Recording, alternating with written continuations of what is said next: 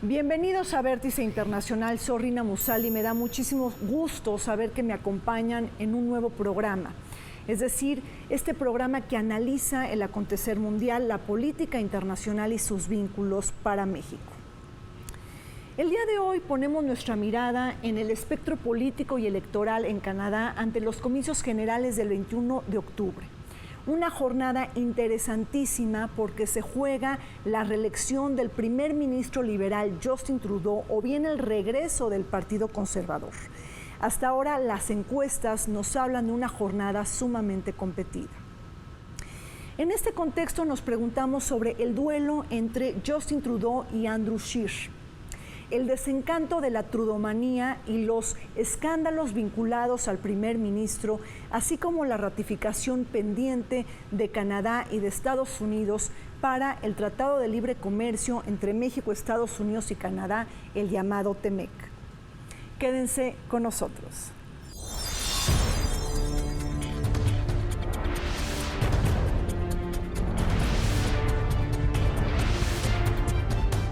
Justin Trudeau, hijo mayor de quien gobernara Canadá por el Partido Liberal durante 15 años en las décadas de los años 70 y 80 del siglo pasado, fue electo en 2015 como primer ministro de aquel país, cuya gestión se ha centrado en una agenda de derechos humanos, abanderando causas liberales como la legalización del aborto y la marihuana recreativa, la defensa de los derechos de la comunidad LGBT, el suicidio asistido y la participación femenina al conformar un gabinete completamente mixto. Otras de sus promesas cumplidas fueron lograr una reforma tributaria, aumentando los impuestos a quienes ganan más y reduciéndolos para la clase media y personas con menores ingresos. Trudeau mantuvo el desempleo a un nivel bajo, aceptó recibir a refugiados sirios y manejó hábilmente la renegociación del Tratado de Libre Comercio de América del Norte, ahora denominado TEMEC.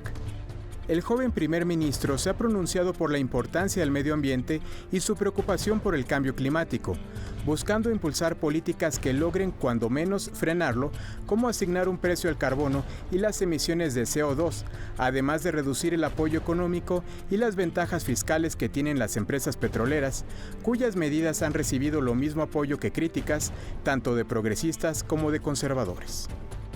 Sin embargo, Trudeau no ha estado exento de algunos escándalos de corrupción, como haber tratado de influir en la decisión del jurado sobre el proceso judicial contra la empresa constructora SNC-Lavalin, con sede en Quebec, acusada de sobornar a funcionarios libios.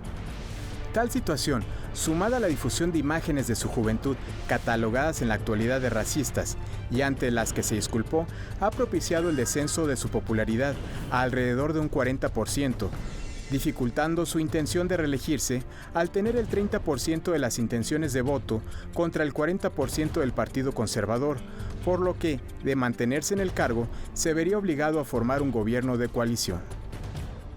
Hace 4 años, la consigna política y electoral en Canadá era cualquiera menos Stephen Harper, el primer ministro conservador que duró 9 años en su cargo hasta que llegó Justin Trudeau, el primer ministro liberal considerado el chico de oro y quien desbancó a Stephen Harper con un portafolio de cambios en materia de política pública. Fue el Partido Liberal quien consiguió la victoria al haber conquistado 184 escaños de los 338 en disputa de la Cámara de los Comunes, lo que le dio mayoría absoluta, pero también el mandato para transformar una realidad que incomodaba frente a un gobierno beligerante, propetrolero y antimultilateral de Stephen Harper. Es más, el gobierno que cambió la relación de Canadá con el mundo. Con su ley patriota bajo la manga es que Stephen Harper enroló a Canadá en el conflicto de Ucrania, desdeñó a Naciones Unidas, mandó ayuda militar a Irak para combatir el Estado Islámico y retiró a Canadá del Protocolo de Kioto, este último hecho considerado por la oposición como un acto vergonzoso. Justin Trudeau terminó con una década de gobiernos conservadores en Canadá. Se convirtió en la figura de la renovación política, pero también en el liderazgo para contener el ascenso de la extrema derecha y sobre todo la llegada de Donald Trump. Mira, efectivamente, cuando él llega al poder, ha habido 10 años de gobiernos conservadores, pero eso me tocó vivirlo como embajador en Canadá. Básicamente Trudeau empezó en tercer lugar. Era una muy probable reelección de Harper. Segundo lugar, un tipo persona muy atractiva, amigo de México, Mulcair del el NDP. Y luego en tercer lugar llegó Trudeau. En el verano nadie daba posibilidades de que él llegara. ¿Por qué llega? Primero porque Mulcair, que era quebecois, comete un error sobre este tema finalmente de los islámicos y los no islámicos, ahí mete una pata. Y sobre todo en el debate, los debates. El eslogan de Harper era "He just isn't ready", no está listo. Cuando le da una buena paliza en el primer debate, termina muy bien Trudeau y le dice: "Mr. Prime Minister, do you still think I'm not ready?" Wow. Eso tuvo un impacto genial y pasa a tercer lugar a ganar. Y no solamente ganar, sino gana mayoría. Tiene 177 de 338 diputados, tiene mayoría en el Parlamento. En la primera década del siglo XXI, donde vienen derrotas electorales muy dolorosas, es que Justin Trudeau emerge como esta figura atractiva, mediática, joven, guapo, que le gusta a la gente. Entonces viene Justin Trudeau, se elige como, lo elige el partido como líder y viene un movimiento en apariencia progresista. Ajá. Él se declara feminista desde antes de ser primer ministro, es muy cercano a su madre, que es una luchadora también por los derechos de las mujeres, y hay una identificación genuina en ese momento. Posteriormente, pues vienen las elecciones de 2015, y hay un desgaste muy fuerte del primer ministro anterior, el conservador Stephen Harper, quien tras gobernar 9 años, pues le da un giro al país a nivel político, económico, cultural, social, y Justin Trudeau emerge como esta figura que busca darle un respiro al país. Bajo la bandera del cambio, Justin Trudeau le regresó la marca país a Canadá en el mundo. Una nación ejemplar en materia democrática, con justicia social, tradición pacifista y multilateral, así como amistosa con el medio ambiente. Si bien el padre de Trudeau lo consideraban el Kennedy canadiense por haber refundado al Canadá moderno con su estado bilingüe y multicultural, la trudeaumanía también fue expandida cuando el hijo de Philippe, Justin, se convirtió en primer ministro en el año 2015. Una alternativa para contrapesar el populismo ultraconservador que se fraguaba en Reino Unido con el Brexit y la posterior llegada de Donald Trump, el líder de la Casa Blanca que busca desfundar el relato del orden internacional de corte liberal. Pronto sus aciertos se cifraron en una camada de éxitos: lograr el primer gobierno paritario entre hombres y mujeres e integrado por migrantes indígenas y minorías religiosas. Nombró, por ejemplo, a Harjit Singh Sajjan como ministro de Defensa, un canadiense de origen indio, al tiempo de haber legalizado el consumo de marihuana, aceptar a migrantes sirios y establecer un impuesto al carbono. Llega generando muchas esperanzas. Es un primer ministro muy joven que llega también con muchas promesas. Quizá la más importante o la que mayor impacto tuvo fue reformar el sistema electoral de Canadá. En Canadá tiene un sistema que se conoce como First Past the Post, que es similar al de Estados Unidos, en donde el ganador de la circunscripción, así ganes con el 33-34%, te llevas todos los votos. Eso quiere decir que el 65% que no votó por ti, literalmente esos votos desaparecen, ¿sí? Y se suman al ganador. Entonces él promete renovar este sistema. ¿Qué es lo que significaba renovar el sistema First Past the Post? Significaba eliminar estas mayorías artificiales, en donde liberales y conservadores se han mantenido en el poder desde el surgimiento del país, desde 1867. Canadá, al entrar Justin Trudeau al poder, aceptó alrededor de 25,000 refugiados de Siria, que se estaban negando otros países a aceptar, ¿no? Entonces tiene una política más proclive, ¿sí?, al tema migratorio, más favorable al tema medioambiental, sí cambió el rumbo respecto a lo que era esta política exterior durante el periodo del primer ministro Stephen Harper, ¿no? Vemos una economía que ha sido también afectada, ese sería uno de los puntos, digamos, débiles. No se ha llegado a una recesión, por ejemplo. Ese es de los grandes temas de campaña, en el sentido de que él es un convencido ambientalista, y no era nada fácil, pero mete el impuesto a las emisiones de carbono, ¿no? Establece el impuesto. Bajo una cara fresca, carismática y juvenil es que Justin Trudeau se convirtió en una sensación en Canadá bajo el manejo brillante de sus redes sociales. Con una imagen muy idealizada y grandes expectativas generadas, su popularidad empezó a decaer hasta llegar al desencanto. Pero ¿qué le pasó al chico estrella de Canadá? ¿Por qué cuenta con una tasa de popularidad que gira alrededor del 33%, una de las más bajas de la historia democrática canadiense? El entusiasmo generado ha llegado a su fin, una luna de miel finiquitada, tras la percepción mixta y contradictoria que han dejado sus logros. Por ejemplo, su imagen de defensor medioambiental quedó afectada pese a haber establecido un impuesto al carbono al tiempo de expandir el oleoducto Trans Mountain, que aumentaría en millones de toneladas las gases de efecto invernadero, lo que se le considera una clara victoria para la industria petrolera. La imagen del primer ministro como un político joven, carismático, que precisamente eso lo llevó a ganar, entre otros factores, a ganar la elección en 2015, pues no ha sido suficiente o se ha vuelto en su contra, ¿no?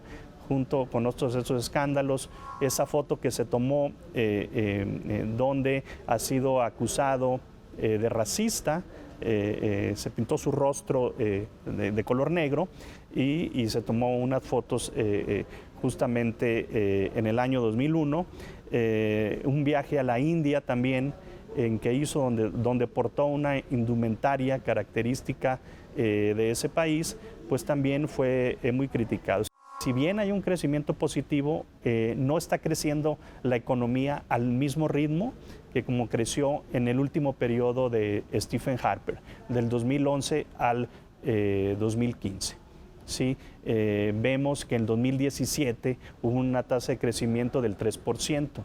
En 2018 se redujo al 1.8%, una tasa de crecimiento del PIB anual.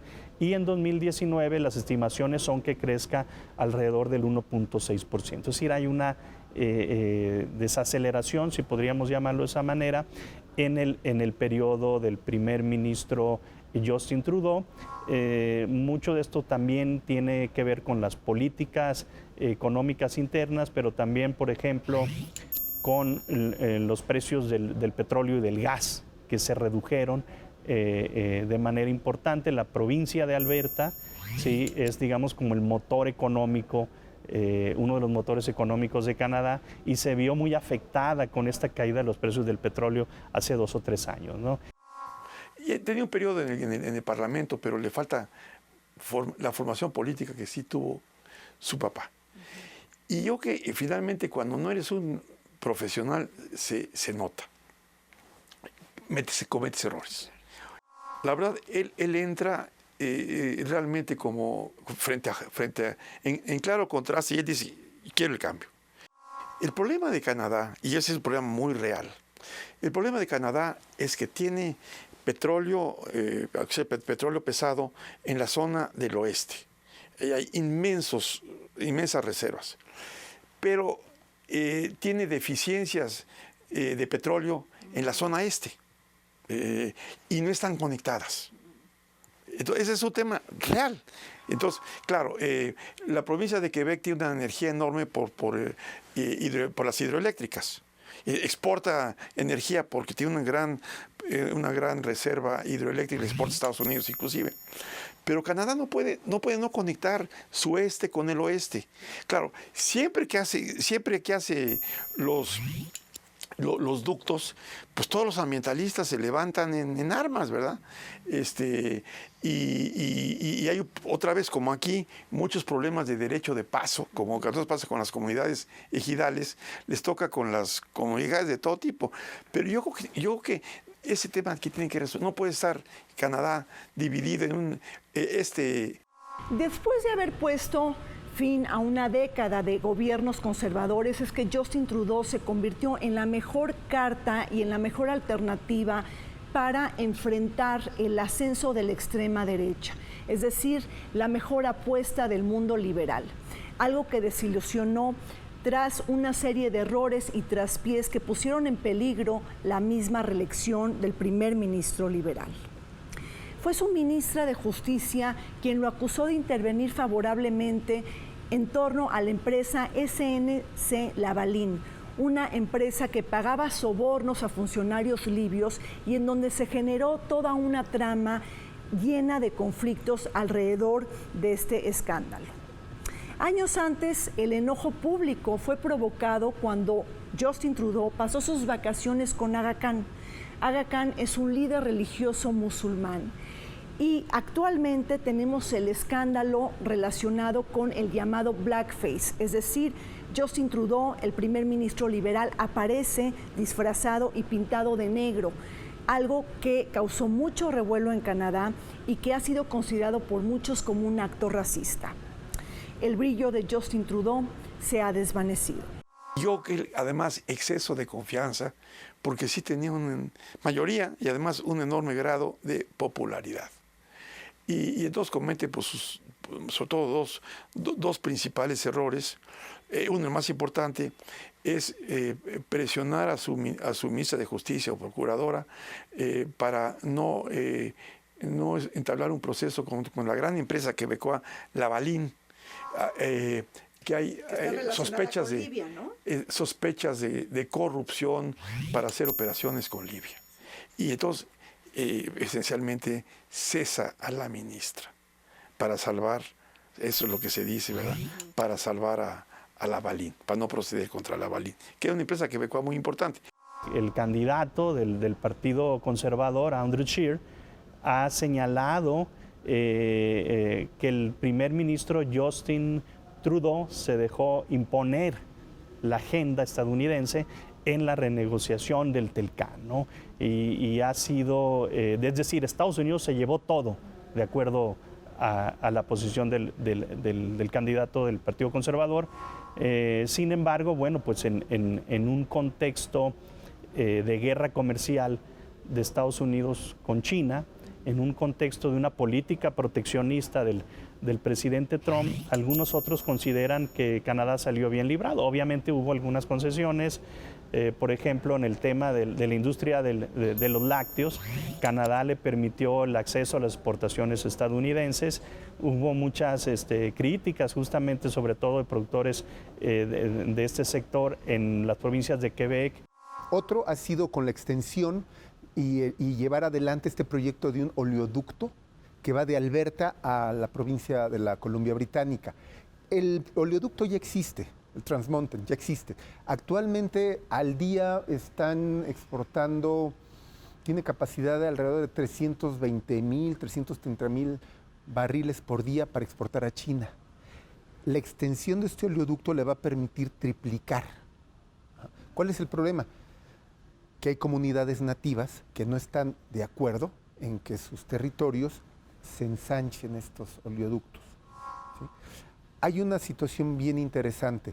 Justin Trudeau tiene en su hombro izquierdo un tatuaje de un artista nativo en donde precisamente va a atravesar este oleoducto. Y este artista ha señalado que es una contradicción que Justin Trudeau tenga este escudo cuando no está respetando realmente la voluntad de los pueblos nativos. Entonces, hay una serie de circunstancias ahí. Mira, desde hace bastantes años se da la desaparición de mujeres nativas en Canadá y no se sabe qué está pasando con ellas. Él prometió que se iba a llevar a cabo una investigación profunda, pero no hay resultados tangibles.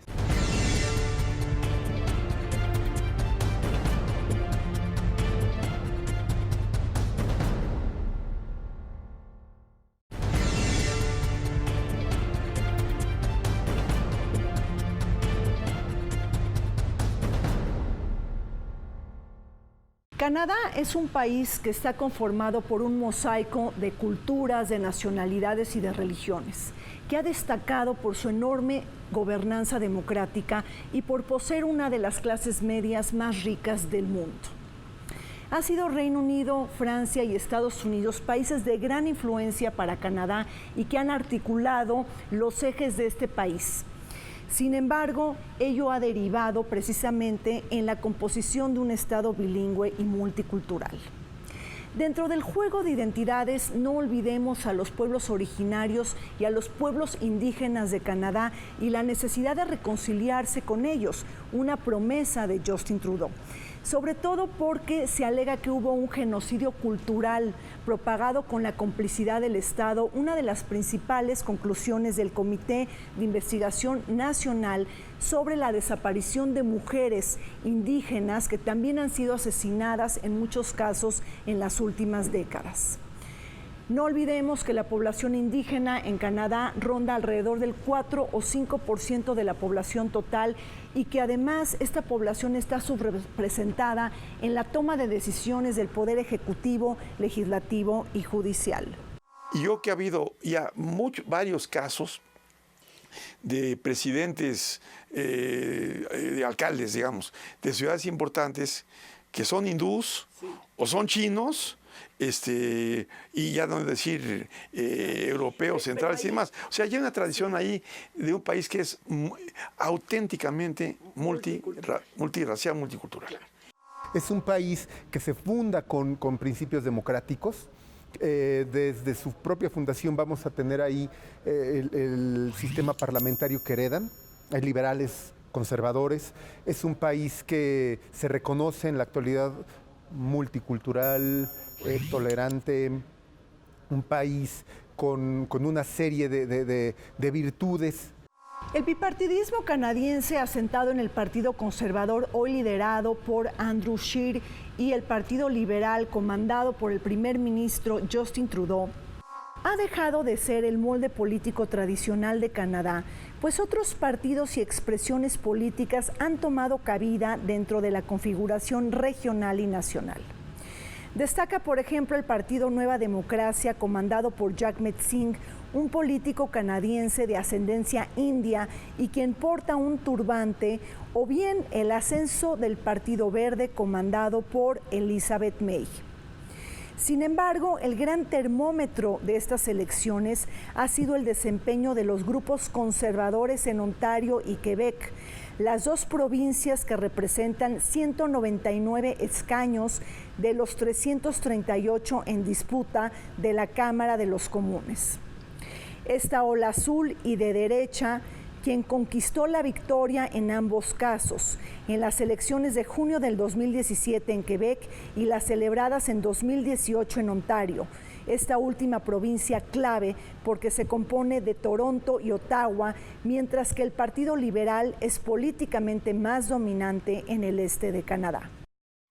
Mira, en Canadá existen muchos partidos a nivel provincial. Te diría que, por ejemplo, en la Columbia Británica estaba hace algunos años el Partido de la Marihuana, para que te des una idea, para que se promoviera la legalización, que ahora ya es un hecho. Estaba el Partido del Sexo, que promovía la práctica del sexo seguro. Es decir, hay una corriente, hay una tendencia a tener muchos partidos. Pero ahora, lo difícil del sistema político canadiense es que los partidos logren representación en todas las provincias. Ahí tenemos partidos federales. ¿Cuáles son los más importantes? Actualmente el Partido Liberal, partido en el poder, es el partido fundador, junto con el Partido Conservador, que a diferencia del Partido Liberal ha tenido varias refundaciones, pero sigue concentrando la parte más conservadora, política, ideológicamente y culturalmente del país. Estaría el Partido Conservador en segundo lugar, cuyo líder es Andrew Scheer. En tercer lugar, por la historia y por la trayectoria, tendremos al Partido Neodemócrata, que es de centro-izquierda, tiene bases sindicales muy fuertes, pacifista, medioambiental. Aquí sí está en juego nuevamente lo que ha sido una tradicional competencia política entre lo que llaman la tradición lorenciana que es la tradición política que mandaba en Canadá, que es la cuenca de San Lorenzo. Ese es Quebec y Ontario. Ellos dominaban y dominaron durante mucho tiempo la política canadiense. Y por otra parte, el oeste conservador, agrícola, con sector energético muy fuerte. Aunque el populismo no ha enraizado en la política canadiense, no podemos dejar de ver el liderazgo de Maxime Bernier del Partido Popular. El llamado Trump canadiense o el Matteo Salvini canadiense, quien ha prometido construir una cerca en la frontera con Estados Unidos y reducir las cuotas de migrantes a una tercera parte de lo anunciado por Justin Trudeau, es decir, a 100,000 personas en contraposición con los más de 300,000 que se han recibido en los últimos años. Aunque se trata de un partido de extrema derecha y en donde se han alojado algunos supremacistas, el populismo en Canadá tiene pocas razones profundas para enraizarse debido a las enormes virtudes y atributos del país. Un Estado benefactor con redes de seguridad humana construidas y sorprendentes. Altos índices de inversión social reflejados en los presupuestos de educación y salud. Un país avanzado con madurez democrática e institucional y un modo de vida basado en los derechos y libertades.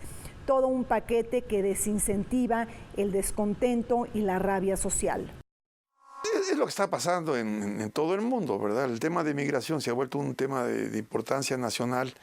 Yo que hasta ahorita en Canadá, yo que es un tema que puede, como ha sucedido por cierto en Dinamarca o en Suecia, que afecta a comunidades específicas que ya están sufriendo los guetos no integrados de los inmigrantes.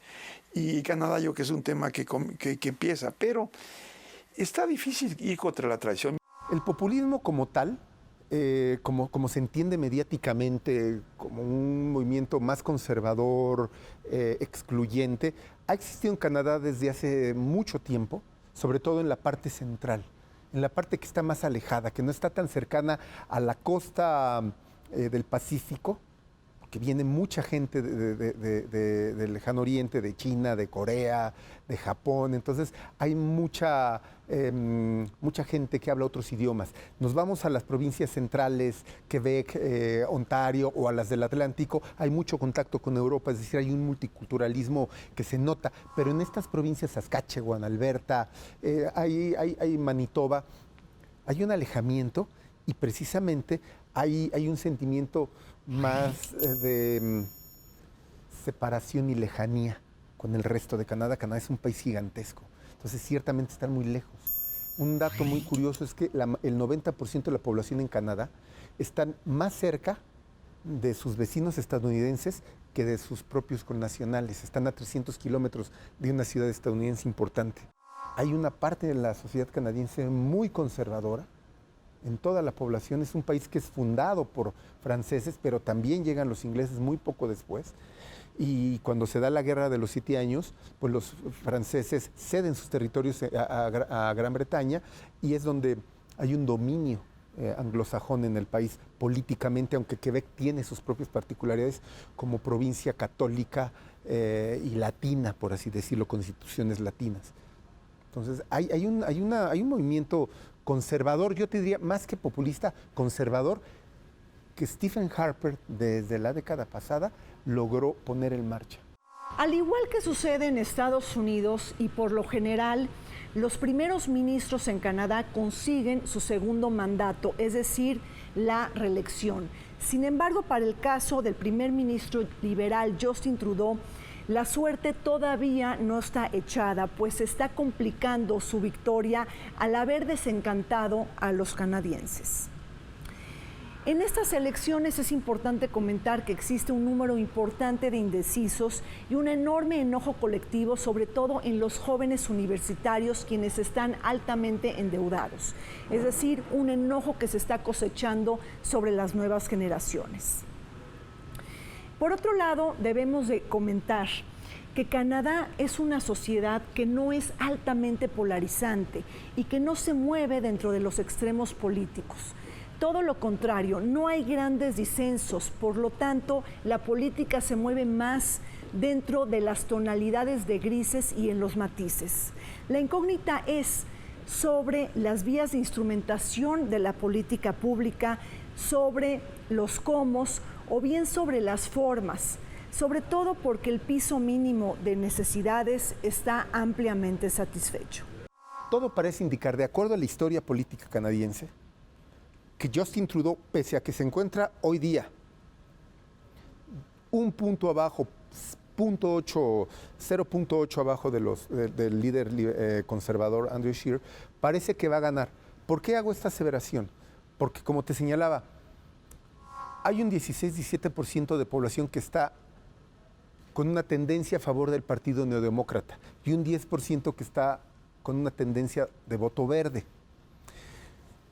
A diferencia de lo que sucede en México, un día antes de las elecciones se siguen levantando encuestas y se siguen dando los resultados. Esto, desde luego, genera impacto entre la población.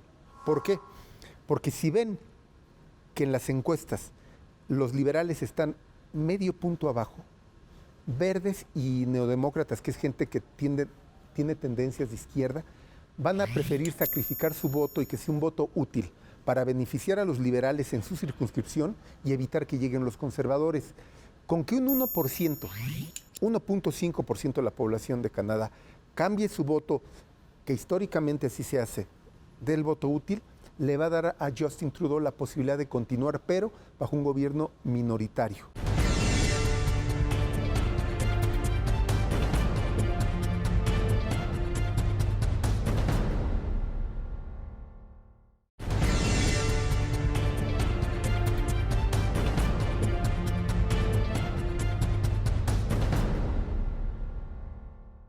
Canadá es un país miembro integrante del G7, del G20 y de la PEC, la segunda economía de mayor crecimiento después de Estados Unidos dentro de las 7 economías más industrializadas del mundo. Aunque su crecimiento económico actualmente ronda alrededor del 2%, no olvidemos que Justin Trudeau está posicionando su bandera del bajo desempleo como una forma de vincularse directamente a sus votantes, pues está presumiendo que el desempleo no ha sido superado por la tasa del 6%. Si bien la economía de Canadá también está golpeada y minada por la política nativista y proteccionista de Donald Trump, ahí están, por ejemplo, los aranceles al acero y al aluminio. Se trata de una economía de las más importantes en materia petrolera en el mundo. Ahí tan solo está el caso de Alberta, la provincia de Alberta, que tiene las arenas bituminosas y que han modificado el equilibrio del juego geopolítico y económico de Canadá en el escenario internacional. Siempre querrán, en la medida posible, proteger sus sectores, los lácteos, la madera, en la medida que puedan. Está sujeto a ataque, quién sabe si puedan, probablemente no puedan, pero hay un punto que sí piensan igual que los americanos. Tienen un sector sindical muy fuerte. La relación México-Canadá atestiguó un episodio muy desafortunado dentro de los mandatos del conservador Stephen Harper. Además de habernos minimizado y evitado un mayor acercamiento, se impusieron las visas que tanto afectaron la relación bilateral. El descuido y el enfriamiento político fue muy visible, pese a que uno de los distintivos México-Canadá ha sido el establecimiento de relaciones exitosas con las provincias. Por ejemplo, Quebec estableció desde hace más de 30 años una oficina de representación en México y los gobiernos de Ontario y Alberta han establecido sedes similares. Tengamos presentes los acuerdos entre Quebec y Nuevo León o bien entre Ontario y el Estado de México. Nuestro país, que forma parte también de la Organización Internacional de la Francofonía. Aun cuando es bienvenida la descentralización de las relaciones bilaterales y se han hecho grandes avances, la falta de vitalidad y el potencial desaprovechado marca la naturaleza de nuestros acercamientos. La visa fue una decisión política del anterior primer ministro, Stephen Harper, porque se estaba desbordando la cantidad de solicitados de refugio, no nada más de México, de muchos otros países. Llega Justin Trudeau, la levanta en un gesto de buena voluntad. pero es una carta de negociación del gobierno canadiense con México. Si seguimos la prensa, ahí está el tema, ¿no? Ahí está el tema. Entonces, hay asuntos pendientes en la relación bilateral que siguen su propia dinámica, pero esta va en torno al TEMEC, la ratificación. Habrá que esperar que en Estados Unidos se ratifique. Canadá también la va a ratificar en el Parlamento, eso no hay duda, pero tenemos que esperar los procesos electorales de Canadá y ver en Estados Unidos qué sucede con el impeachment de Trump. Muy difícil, pero es un tema que está ahí y de qué manera los demócratas pueden lograr destrabar este pendiente. El tema laboral generó muchas fricciones durante el periodo de renegociación del TELCAN, sobre todo de parte de Estados Unidos y de parte de Canadá, respecto a que el salario en México es muy bajo y eso hacía que se vinieran empresas estadounidenses o que México fuera un imán para esas empresas por los bajos salarios, ¿no? Lo denominaban una competencia desleal. Pero no nada más el tema de los salarios, también es el tema, por ejemplo, a la libre sindicalización, que una sindicalización auténtica, derechos laborales de los trabajadores, que eso no está siendo garantizado actualmente. Hubo una reforma laboral en México. Sí.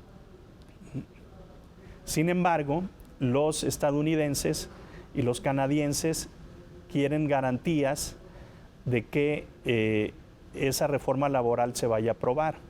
Yo creo que fue una lucha de 3 años, o 2 años y medio, primero con el gobierno de Harp, y un poco de mi experiencia en la Cámara. Dije, bueno, la única forma de ganar, como el embajador de Estados Unidos con su tema, lo que hay que hacer es moverse por todo Canadá. Entonces yo andaba en campaña por todo Canadá, reuniendo aliados en esta batalla. Por ejemplo, la secretaria de Turismo de Vancouver decía, embajador, los mexicanos son nuestros mejores clientes. Venían a Vancouver y venían a esquiar, se ha caído a la mitad. Es una tontería esto. Para nosotros México es muy importante. Y eso te lo decían por todos lados. Había una resistencia. Hay una resistencia, las áreas de inmigración son, en muchos casos, son terribles, están muy conectadas, las áreas de inteligencia igualmente, y los canadienses, los americanos, ahí estaban muy en concierto de que había problemas, si abrían las visas, había problemas de seguridad para Estados Unidos y para Canadá, y que los americanos actuando con los canadienses de que mantuvieran su dureza, ¿no? Y está en oposición a la institución del primer ministro, hasta que finalmente ya a Agustín García López ya le toca que finalmente ya se da la decisión, pero estaba ya comprometida. La ratificación estadounidense y canadiense del llamado TEMEC o del USMCA, es decir, del Tratado de Libre Comercio entre México, Estados Unidos y Canadá, sigue pendiente. Para el primer caso se antoja muy complicado la aprobación senatorial cuando la Cámara de Representantes en Estados Unidos ha iniciado el proceso de un juicio político contra Donald Trump. La misma ratificación ha pasado a un segundo plano. Para el caso de Canadá, el proceso electoral ha pateado el tema hasta después de los resultados de las elecciones de octubre. No obstante, Andrew Scheer calificó el nuevo Tratado de Libre Comercio como una humillación histórica y acusó a Justin Trudeau de capitular ante las amenazas del presidente de los Estados Unidos.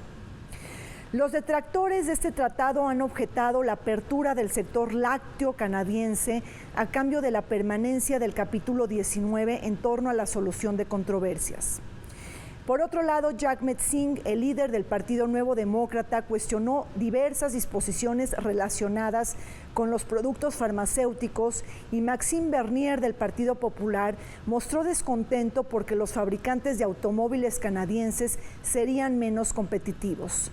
Sin embargo, Canadá obtuvo éxito vinculado a los estándares laborales internacionales y principios ambientales incluidos en el acuerdo. Sí, el tema del TEMEC también les afecta a Canadá. Yo no veo un escenario de que un eventual cambio de poder o una eventual reconfiguración de las fuerzas políticas al interior del Parlamento canadiense vaya a cambiar la decisión de ratificar el TEMEC.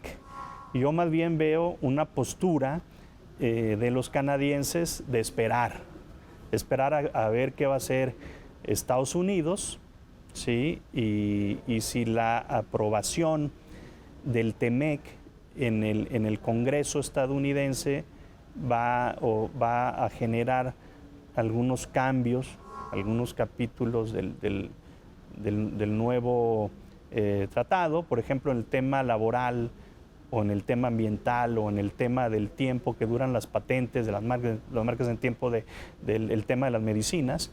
Y bueno, finalmente los canadienses dicen vamos a ver qué hacen los estadounidenses y de ahí nosotros decidimos aprobar. Mira, yo creo que los canadienses han levantado encuestas, son fundamentalmente, se han vuelto fundamentalmente libre comercio desde Mulroney, ¿sí? Mulroney agarró la causa del libre comercio, ¿verdad? En serio, y él ha ido a hablar con su cuate Trump ahí a Florida y decirle, oye, no, es que hay que sacar esto adelante, es muy importante, tal. Entonces se han vuelto librecambistas, libre comercio. Entonces yo creo que ellos van a esperar que los americanos, a diferencia de lo que nosotros equivocadamente hicimos, los canadienses así, yo no hago nada hasta que no voten los americanos o ratifiquen los americanos y a ver qué cambios le meten. Claro, porque nosotros ratificamos mucho tiempo antes, ¿no? Digo, hace como 3 meses. Pues sí, no, fue un error. Los canadienses son más listos. Y es así, yo me espero, di tú primero, y después de que a ver qué hace Trump o qué hace entonces ellos yo creo que no antes. Sí creen en el libre comercio. Los canadienses son más listos. Y es así, yo me espero, di tú primero, y después de que a ver qué hace Trump o qué hace entonces ellos yo creo que no antes. Este año 2019 se cumple el 75 aniversario del establecimiento de relaciones diplomáticas entre México y Canadá, pero también los 15 años de la Alianza México-Canadá. Esta última, un armazón institucional para potenciar temas tan importantes como el comercio, la inversión, el medio ambiente, la energía, el capital humano y también la movilidad laboral. Romper la inercia y revitalizar los vínculos bilaterales parece ser la gran consigna de una relación que efectivamente ha evolucionado positivamente a través de las últimas décadas, pero que no ha alcanzado su punto de esplendor. Quizá ahí tenga mucho que decir la Realpolitik. Me estoy refiriendo al enorme interés de Ottawa y de la Ciudad de México de apostarle a la relación especial con Washington de manera bilateral, dejando de lado la gran vocación de la Comunidad de América del Norte, que son los 3 países. México y Canadá están en estos momentos con 75 años de relaciones diplomáticas. México es un socio importante de Canadá y viceversa. Estas relaciones políticas diplomáticas se han fortalecido precisamente a través de la puesta en marcha del Tratado de Libre Comercio de América del Norte. En estos 23 años, las relaciones de México y Canadá se han expandido alrededor de 10 veces. ¿Sí? Hay un comercio entre México y Canadá que ha crecido a una tasa del 10% anual. ¿Sí? Y esto nos hace también ser el tercer socio comercial de Canadá en términos de importaciones, exportaciones. Hay una relación valuada en 43,000 millones de dólares, donde México tiene un saldo favorable. De continuar en el poder Justin Trudeau, tenemos en estos momentos el problema del bully del barrio, ¿no? Que es Donald Trump. Tanto el presidente de México como el primer ministro de Canadá se ven en la necesidad de defenderse o evitar conflictos del chico abusivo. Eso evita los acercamientos entre Canadá y México a nivel institucional, aunque ya existen a través del Tratado de Libre Comercio, a nivel cultural, a nivel educativo, hay muchos contactos.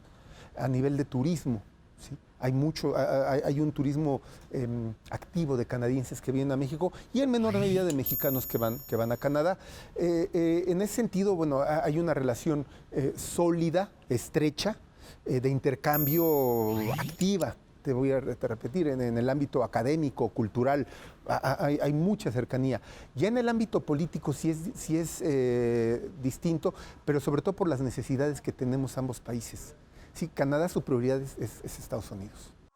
Etapa 2, tiene éxito Videgaray en establecer una relación muy estrecha con Trump a través del yerno, y entonces nosotros metemos la pata, porque entonces Videgaray se cree muy salsa, y entonces deja plantada, según los canadienses, dejó plantada a Chrystia Freeland en una conferencia concertada, la dejó plantada 20 minutos, y dijo, oiga, pues ahora nosotros queremos platicar con ustedes y ustedes ya no les importamos porque se cree que tienen la relación especial con Trump. Y entonces ahí hubo problemas importantes.